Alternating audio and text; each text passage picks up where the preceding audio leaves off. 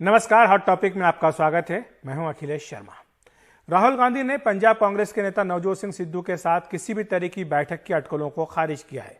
कल से इस तरह की खबरें आ रही थी कि वो दिल्ली आकर आला कमान से मिलने वाले हैं, लेकिन 10 जनपद से निकलते हुए राहुल ने कहा कि कोई मीटिंग नहीं है, न आज है न कल। राहुल गांधी कांग्रेस अध्यक्ष सोनिया गांधी से मिलने 10 जनपद पहुंचे थे। दरअसल काफी समय से कैप्टन अमरिंदर सिंह और सिद्धू के बीच तनातनी चल रही है। कांग्रेस आलाकमान चुनाव से पहले पार्टी की इस भीतरी लड़ाई को शांत करने में जुटा हुआ है।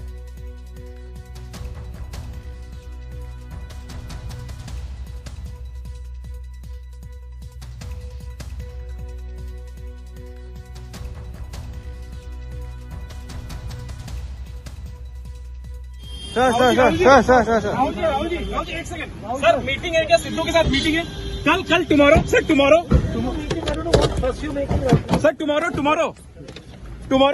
नहीं सर, कल है क्या? कोई मीटिंग है राहुल?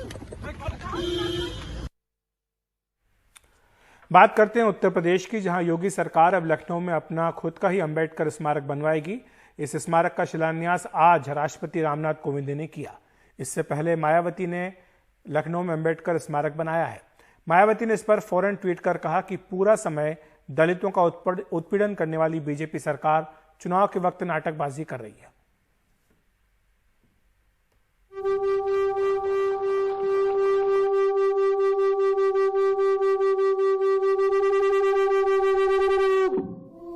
अंबेडकर स्मारक के शिलान्यास से पहले शंख ध्वनि और स्वस्ति वाचन हुआ और बौद्ध भिक्षुओं ने मंगल कामनाएं की।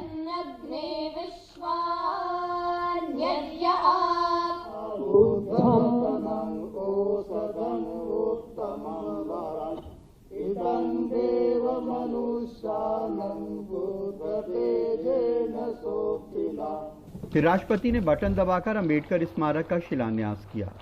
उन्होंने बताया कि महात्मा बौद्ध के एक वाक्य को अंबेडकर बार बार दोहराते थे। अब सरकार ने उसे अपना नारा बनाया है। बार बार वो कहते थे भवतु सब्ब मंगलम। ये शब्द भगवान बुद्ध के थे, उसको बाबा साहब बार बार दोहराते थे। जिसका मैं उल्लेख कर रहा हूं कि मुझे खुशी है कि वर्तमान सरकार भवतु सब्ब मंगलम का जो मूल पाठ है, मूल उद्देश्य है, उसको साकार कर रहे हैं। आज के इस योगी आदित्यनाथ ने अपने भाषण में बाबा साहब के लिए किए जा रहे केंद्र सरकार के कामों का जिक्र किया। उन्होंने बताया कि बाबा साहब की यादों को सुरक्षित रखने के लिए मोदी सरकार पंचतीर्थ बना रही है। इनमें मऊ में जहां अंबेडकर का जन्म हुआ, लंदन का घर जहां रह के उन्होंने पढ़ाई की, नागपुर में दीक्षा भूमि, मुंबई में चैतन्य भूमि और दिल्ली में महापरिनिर्वाण स्थल शामिल हैं।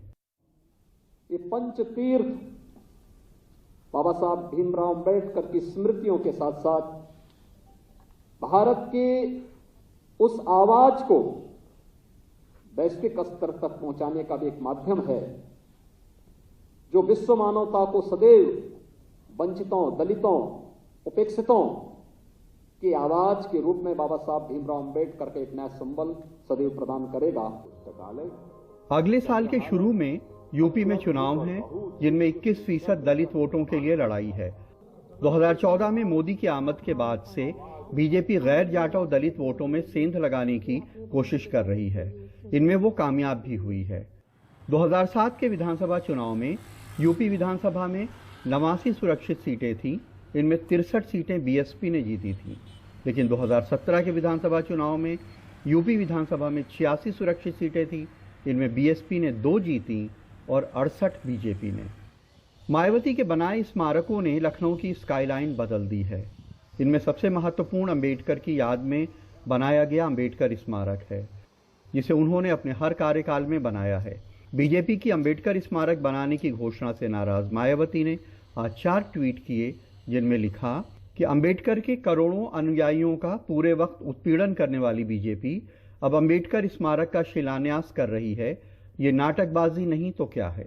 बीएसपी बाबा साहब के नाम पर कोई केंद्र बनाने के खिलाफ नहीं है, लेकिन चुनावी स्वार्थ के लिए यह करना घोर छलावा है।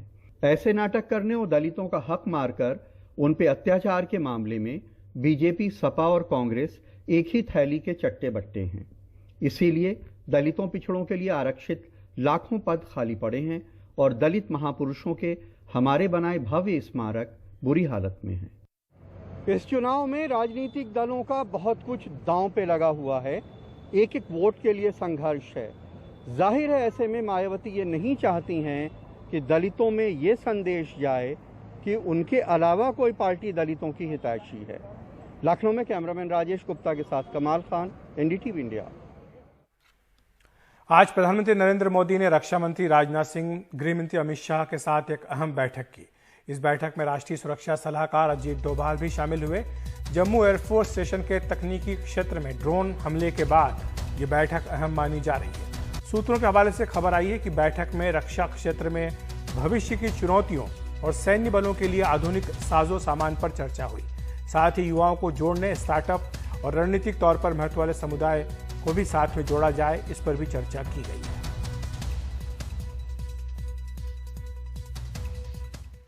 और जम्मू एयरफोर्स स्टेशन के तकनीकी क्षेत्र में ड्रोन हमले की जांच एनआईए को सौंप दी गई है। भारत की टेक एजेंसी एनटीआरओ जांच में एनआईए का सहयोग कर रही है।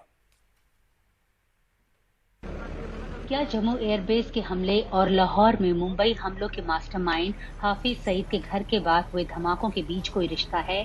खुफिया एजेंसियों का दावा है कि इसे खारिज नहीं किया जा सकता।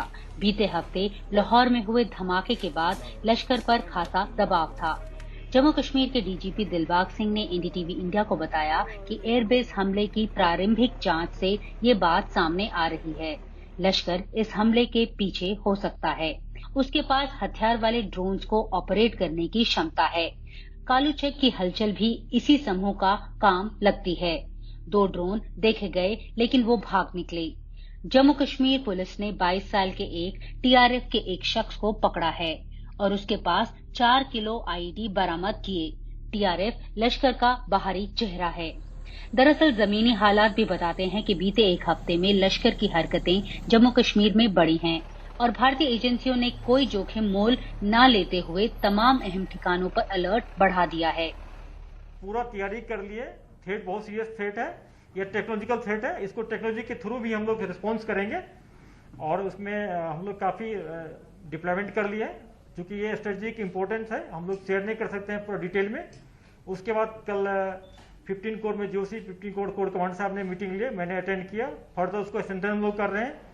जितने वाइटल इंस्टेंशन है इसको भी, प्लस एलसी पर भी।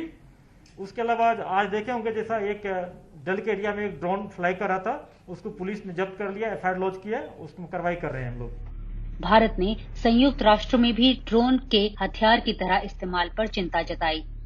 अहम रणनीतिकरण और कारोबारी ठिकानों पर आतंकवादी मकसद से हथियार बंद ड्रोन के इस्तेमाल की आशंका पर सदस्य देशों को गंभीरता से ध्यान देने की जरूरत है। इस बीच भारत की तकनीकी खुफिया एजेंसी एनटीआरओ से गृह मंत्रालय ने कहा है कि वो उस फ्रीक्वेंसी पर काम करे जिस फ्रीक्वेंसी पर ये ड्रोन नीचे लेवल पर उड़ रहे हैं। नई दिल्ली से नीता शर्मा, एनडीटीवी इंडिया के लिए।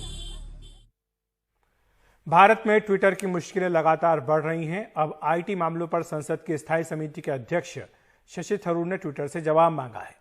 उनका कहना है कि आईटी मंत्री रविशंकर प्रसाद और उनके अकाउंट कुछ देर के लिए क्यों लॉक कर दिए गए। ट्विटर को 48 घंटों के भीतर ये जवाब देने के लिए कहा गया है।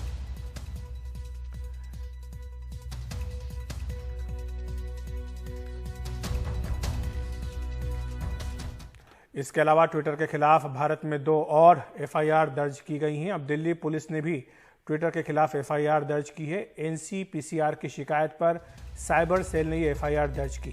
ट्विटर पर लगातार बच्चों से जुड़ी अश्लील सामग्री डाली जा रही थी। पॉक्सो एक्ट और आईटी एक्ट की धाराओं के तहत ये मामला दर्ज किया गया है। एनसीपीसीआर ने डीसीपी साइबर सेल को भी आज ही पेश होने का आदेश दिया था।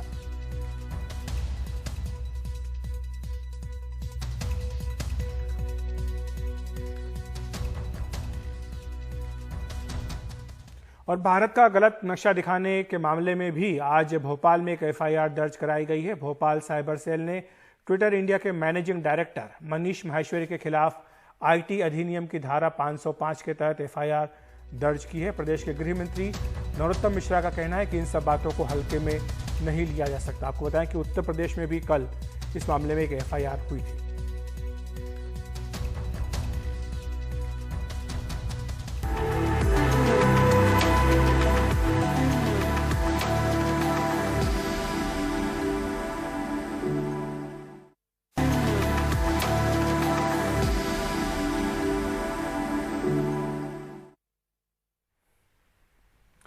मुंबई में 51% बच्चों को कोविड हुआ, ये पता भी नहीं चला। बीएमसी के सीरो सर्वे में 51% बच्चों में एंटीबॉडी मिली है।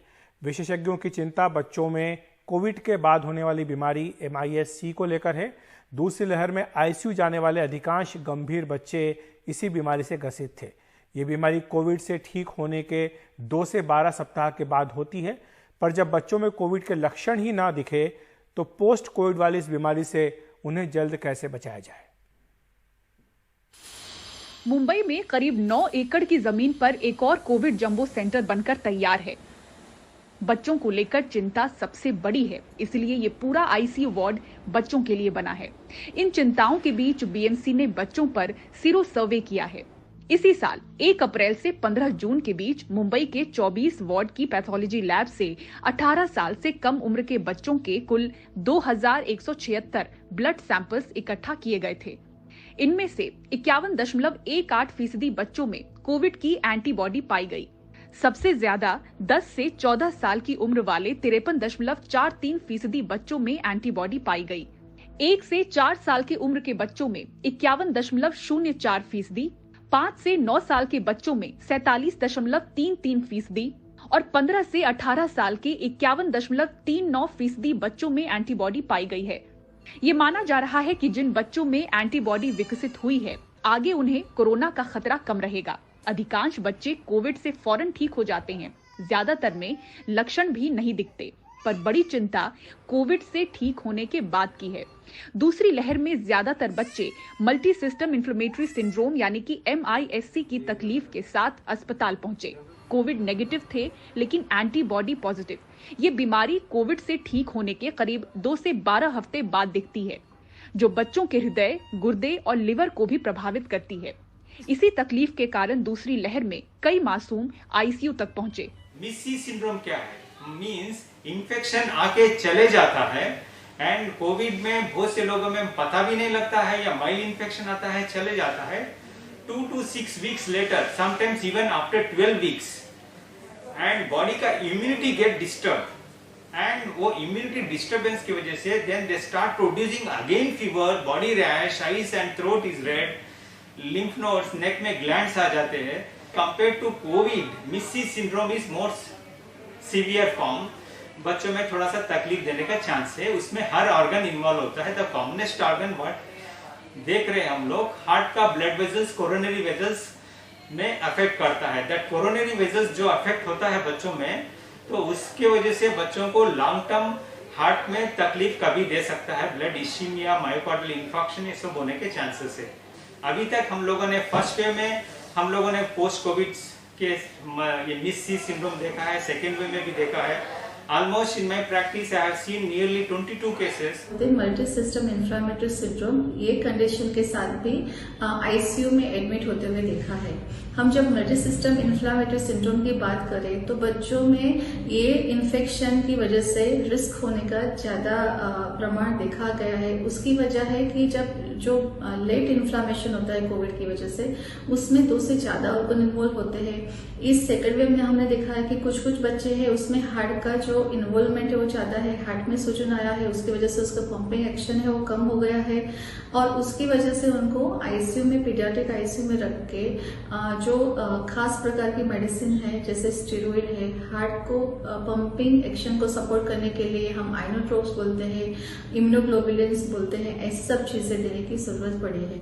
इस बीमारी की जल्दी पहचान बचाव का बड़ा जरिया है, पर उलझन ये है कि जिन बच्चों में कोविड के लक्षण ही न दिखें, उन्हें पोस्ट कोविड वाली इस MIS-C तकलीफ से पहले से ही कैसे बचाकर रखा जाए। बीएमसी का सीरो सर्वे भी बताता है कि 51% बच्चों को कोविड हुआ और पता नहीं चला। बड़ी जंग कोविड से बाद की है। मुंबई से पूजा भारद्वाज, NDTV इंडिया। कोविड-19 की दूसरी लहर की मार जिन राज्यों पर सबसे ज्यादा पड़ी, उनमें पंजाब भी एक था। यहां मृत्यु दर और पॉजिटिविटी दर दोनों बहुत ज्यादा रही। इस भयावह स्वास्थ्य इमरजेंसी के दौरान पंजाब सरकार ने तकनीक पर भरोसा करते हुए हर संक्रमित मरीज तक उचित मेडिकल मार्गदर्शन के साथ पहुंचने की कोशिश की।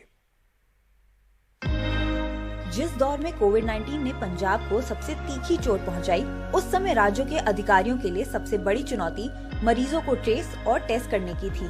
साथ ही कोविड मामलों की संख्या की निगरानी और जरूरी मेडिकल उपकरणों की उपलब्धता सुनिश्चित करने की भी थी। इसी के मद्देनजर चंडीगढ़ में ये कंट्रोल रूम बनाया गया, राज्य में कोविड प्रबंधन के केंद्र के तौर पर। पूरे राज्य में बढ़ते मामलों का जायजा लेने के अलावा इसने एक व्हाट्सएप चैटबॉट के जरिए घरों के आइसोलेशन में रह रहे मरीजों को स्वास्थ्य विशेषज्ञों से भी जोड़ा।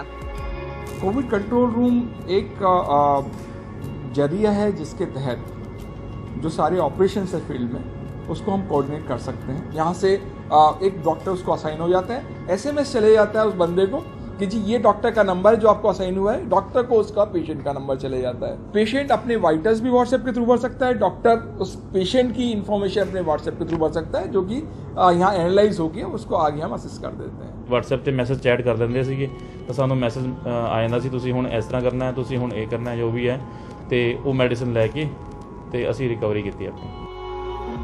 सरकार और लोगों के बीच टेक्नोलॉजी के जरिए एक ऐसा साधन जिससे जरूरत के वक्त लोगों को मेडिकल सलाह दी